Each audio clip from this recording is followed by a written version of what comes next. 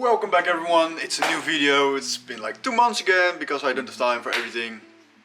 I mean filming, because of my school and because I want to work on the cars a bit more efficiently sometimes, but I really want to make more videos. So what I'm going to do today, it's kind of a boring video, but it's fine.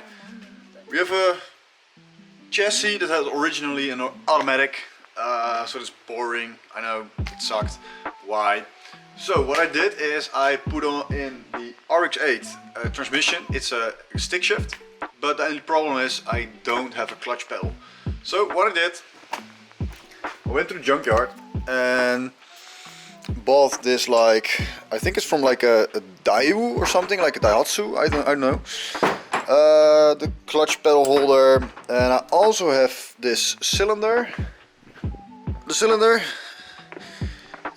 it's pretty easy, it's just a normal cylinder, but I really need a hydraulic one because the RX-8 transmission is hydraulic as well. So it was a bit of a search, but I found it. Also got this one, little reservoir. We'll clean this up, of course. So the plan is to put this in the car. It looks pretty clean. It doesn't look worn down or rusted or anything, and it was very cheap, so that's perfect.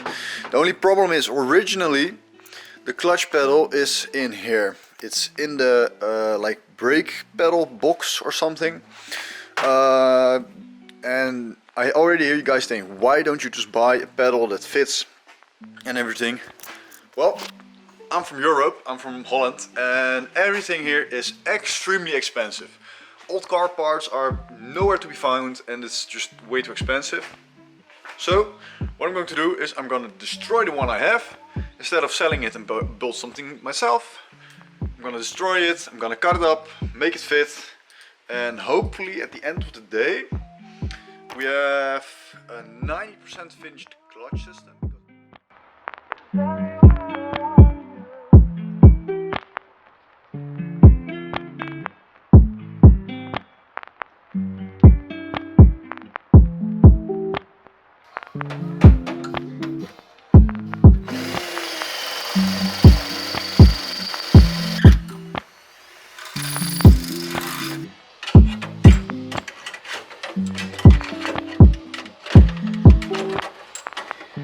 Okay, so the next step is we need a reservoir for the oil that's in the system.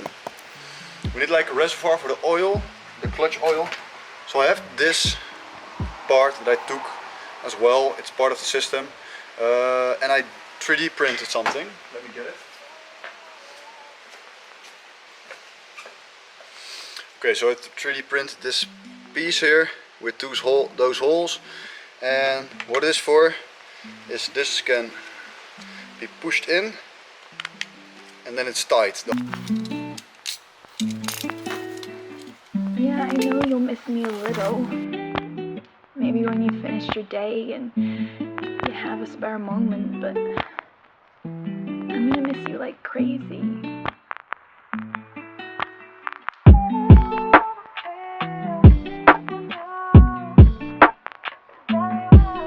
And just like that we installed the clutch cylinder with the clutch pedal, with the clutch reservoir, with my little 3D printed holder. It's barely low enough, but I can lower it anyway sometimes because these holes were already pre-made.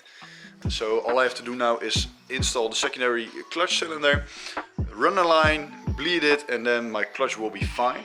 I also have a big surprise because this is the last piece of the puzzle to get the car driving.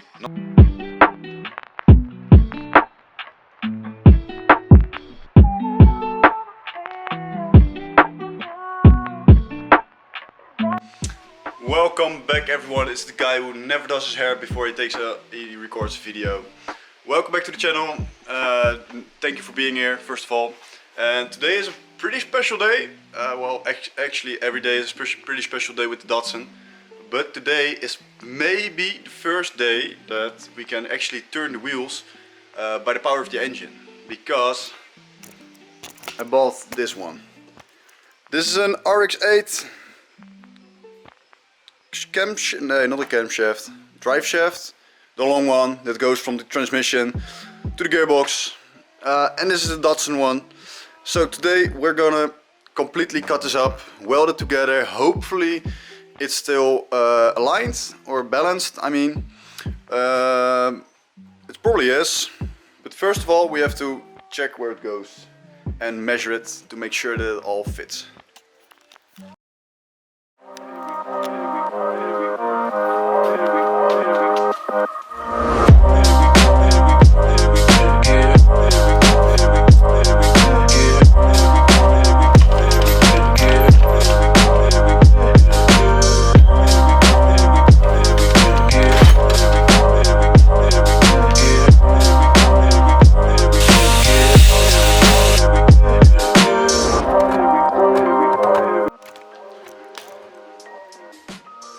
Okay, so I got somewhat of a result. I ended up cutting a lot more away than I hoped to be. These diameters were exactly the same, so there was no possibility of grinding one down to weld them together, to shove them into each other. So what I ended up doing is cleaning this up. This is really straight. Same for this one. Cut it down, make sure it's straight because that's really important. And then there's this weight and there's this weight. It has to be balanced, but what I'm going to do for now is counterweight them. So they are going to be parallel to each other. But the only problem is I have to make sure that these are aligned as well. So I have to do it like pretty much like this almost. These and these have to be at the same side, or else it will not work. So that's something I have to work on. But for now, this is pretty much it. Now I have to clean this up and weld this together. I'm probably gonna try and TIG weld it because why not? And I really want to learn to TIG weld, so I'm probably gonna do that.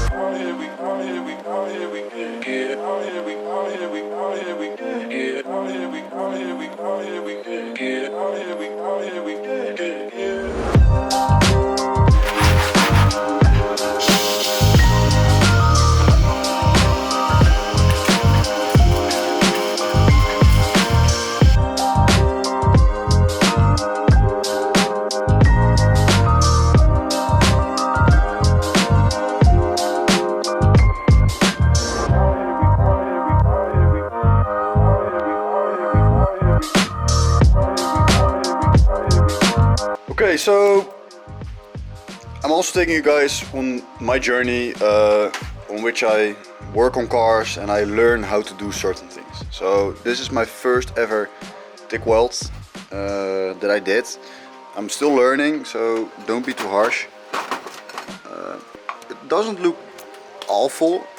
It looks a little bit worse on the camera, to be honest. There's some decent spots.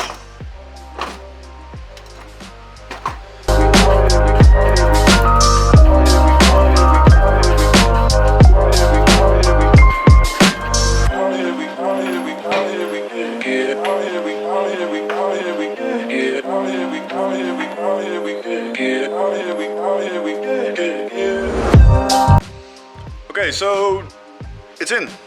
As you can see in the last clip. Oh, my face is nasty. As you can see in the last clip, I bolted it in. It fit perfect, to be honest.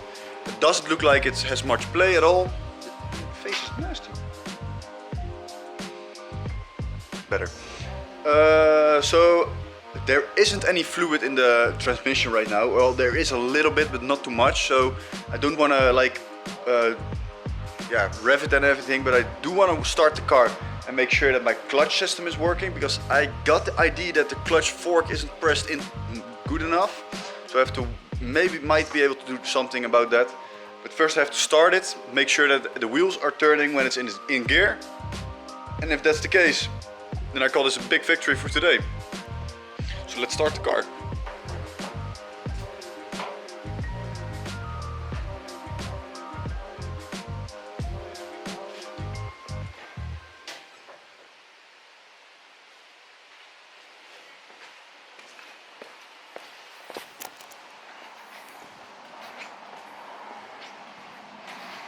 Okay. So first I'm gonna start it while it's not in gear to make sure that it's working. The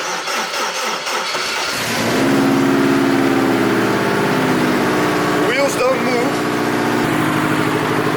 Oh, it's working.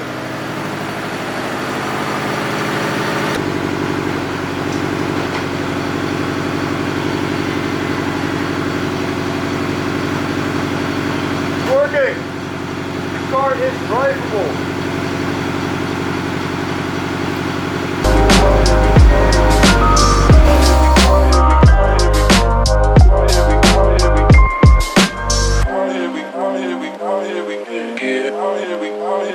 Here we